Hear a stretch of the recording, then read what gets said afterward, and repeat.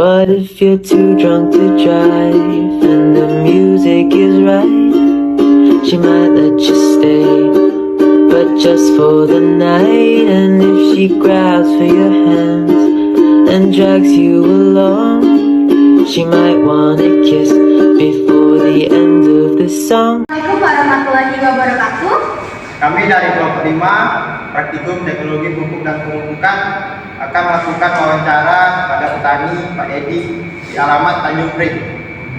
Di sini saya Edi Ariswite, Saya Septiani, saya Melani Agustin, saya Bintang Juari, saya Desi Trimalasari. Berikut video wawancara kami. Selamat menyaksikan. Bye.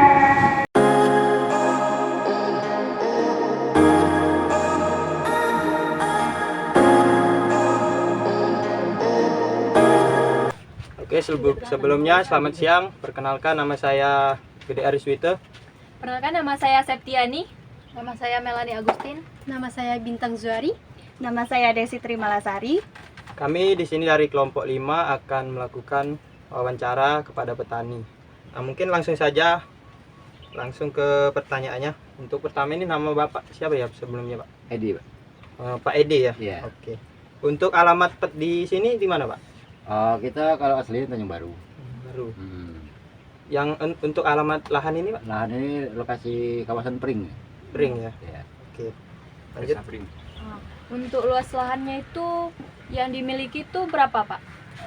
3/4 hektar, 7.500. Untuk tanaman yang ditanam di sini itu apa saja, Pak? Kalau sekarang kita pakai ini tanam cabai. Nanti setelah habis cabai ini kita larinya ke sayur. Tinggal lihat situasi kan, entah sayur apa yang nanti kita pakai. Pupuk apa saja yang Bapak gunakan, Pak? Pupuk ya kita macam-macam. Untuk dasarnya kita pakai pupuk kandang. Terus setelah itu kan dikasih nanti dolomit sama ini gembur tanahnya. Nanti baru ada campuran sedikit NPK-nya. Itu dosis pupuknya berapa, Pak? Sekarang belum ada ini, kita tinggal di kira-kira itu. Jadi tidak ada yang pas benar. Kalau lagi banyak ngelihat ada pupuk. Ya, lihat kemampuan lah gitu kan. Keadaan. Kalau untuk biasanya untuk cara pemupukannya tuh gimana, Pak? Ya setelah kita tanam ini, kita nanti setelah 1 minggu tanam kita melalui kocor. Jadi kita belum ini untuk kimianya kan. Kita main kocor dulu sementara ini. Soalnya setelah mau panen nanti baru kita main tabur. Itu biasanya apa aja, Pak, yang bahan dari Ya pupuk kocor sementara ini kita pakai NPK, jadi campur dengan MKP, terus dikasih KNO sama kalsium.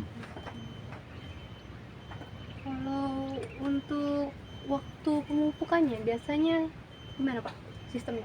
Kita pakai interval 2 kali seminggu. 2 kali seminggu itu kocor? Ya untuk kocornya, karena dia kan masih kecil, jadi dia perlu ini asumsinya konsumsinya kan. Itu juga enggak terlalu banyak, yang penting rutin. 2 minggu sekali tuh ya? Enggak perlu banyak, asal rutin aja dulu kan, demi pertumbuhan. Oke, terus permasalahan yang ada di lahan apa saja, Pak? Ya permasalahan ini banyak. Pertama, apalagi kalau sekarang ini kan musim panas ini, kita harus ini sumber airnya itu yang pokok. Setelah itu nanti kan pasti ada masa perkembangan ini kan hamanya itu. Nah itu harus ditanggulangi. Kita lihat nanti hama apa yang ada di tanaman itu, baru kita tanggulangi gitu. Untuk hasil produksi tanamannya, Pak? Hasilnya, ya kalau hasilnya itu tidak terlalu susah jualnya. Kita biasanya banyak pemula yang datang langsung ke kebun. Kalau enggak tuh ya kita bawa sendiri ke pasar. Di samping itu saya juga kan orang pasar. Saya punya lapak di Jagabari. Saya juga sambil beli ini. Sambil beli di petani-petani lain, saya tampung di tempat. Terus jual sendiri di pasar. Untuk pemeliharaan dan perawatannya itu Kalau untuk jenis cabai ini memang paling rumit.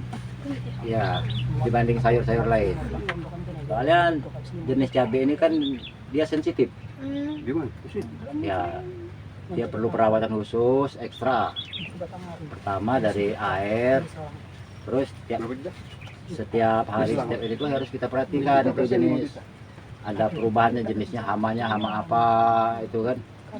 Nah, ukur airnya cukup apa enggak di pertumbuhannya. Nah, itu harus kita penuhi. Kalau enggak tuh dia tak bakal jadi. Ya kalau musim panas ini yang pasti ini ada sedikit ulat enggak terlalu banyak. Nah, terus yang biasanya kalau musim panas ini yang paling banyak ini kutu kebul, trip itu nah. ya. Trip kutu kebul itu lah yang paling banyak kalau untuk cuaca panas. Tapi kalau sudah ada hujan hilang dia. Ya. Berarti Kita enggak pakai pestisida, insek. Kimia. Nah, kalau pestisida kan larinya ke rumput. Nah, kita pakai insek, pakai fungi. Makanya kita pakai jenis itu. Terus untuk pupuk daun kita pakai. Kenapa Bapak ini lebih memilih cabai, Pak? Karena mungkin kan kata Bapak tadi itu sangatlah rumit. Apalagi ini kan kemarau juga ya. Nah, Karena tanaman cabai pun itu membutuhkan air yang cukup banyak juga. Kenapa Bapak lebih memilih cabai untuk saat ini? ya karena ini sudah tradisi dominan di sini. Dan juga untuk cabai ini memang perlu biaya ekstra, modal yang tinggi, namun hasilnya juga lumayan. Nah, berdasarkan dari sudah puluhan tahun ini kalau untuk di sini adalah kelebihan tingkatan dari hasilnya itu. Memang kalau untuk biaya tak bisa bilang kita kan. Nah, kalau untuk cabai lain dengan sayur paling 5-10 juta sudah selesai dapat panen. Kalau cabai ini bahkan nyampe ratusan satu bisa bayar. Ini ada sekarang saja saya ini udah jalan separuh jalan ini udah di angka 60-an. Nah, baru separuh jalan ini ya. Ya belum, ini masih 1,5 bulan lagi kalau tidak ada halangan. Nah, sudah di angka 60-an ini. Memang agak biayanya agak ekstra kalau untuk cabai. Jadi selama ini cabai, Pak? Ya kalau untuk di lahan tanam kita ini jadwalnya di bulan 8, 9 jadwal tanam untuk di wilayah sini kan. Kita kan lain daerah lain jadwal. Kayak kemarin di bulan 5 bulan 6 kan pemulutan. Terus sekarang di kita nanti kan lain lagi daerahnya. Jadi ada putaran masing-masing. Jadi kita juga ngatur supaya tidak terlalu numpuk di pasar, untuk nilai jualnya jadi tidak terlalu jatuh gitu. Makanya ada jadwal masing-masing ya. Dan juga kalau kita nanam di luar bulan yang kita sudah jalan ini kurang bagus hasilnya. Banyak yang tanam kemarin yang nyoba istilahnya nanam di bulan sebelum ini kan, ataupun sesudah ini bertanam. Dari pertumbuhan sampai ke hasil kurang ya, cuma sebatas hidup aja ya. Kalau di apa Pak musim hujan itu permasalahannya apa Pak biasanya? Nah kalau di musim hujan ini yang jelas banyak aja. Yang pertama sekali gulma udah pasti nyebar kan. Nah itu yang mau nggak mau. Terus hama, ya hama ini yang namanya hujan pasti bertabur dari mana-mana datang, perkembangannya cukup pesat. Jadi di situ kita harus diperbanyak kontrol, bahkan 2 hari sekali kita harus menyemprot.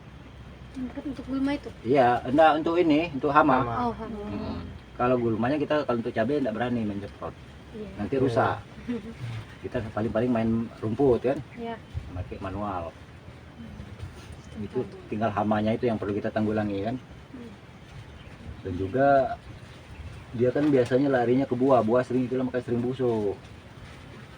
Gugur ya kalau udah ini. Pertama kali yang paling banyak ini biasanya kalau udah musim penghujan lalat buah. Iya. Tuh. Lalat buah ini susah biasanya kalau enggak benar-benar kita atasi.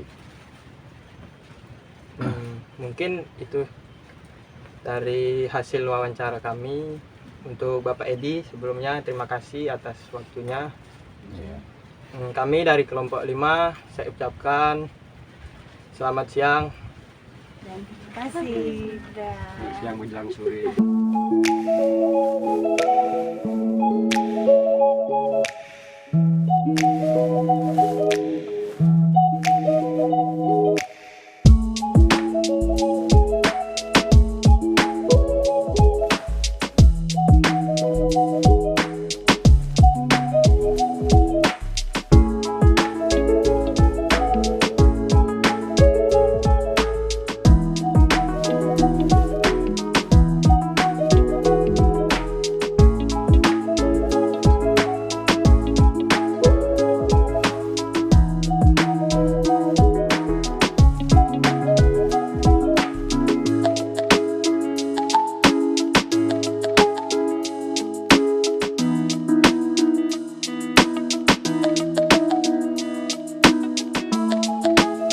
Video wawancara dari kami semoga bermanfaat.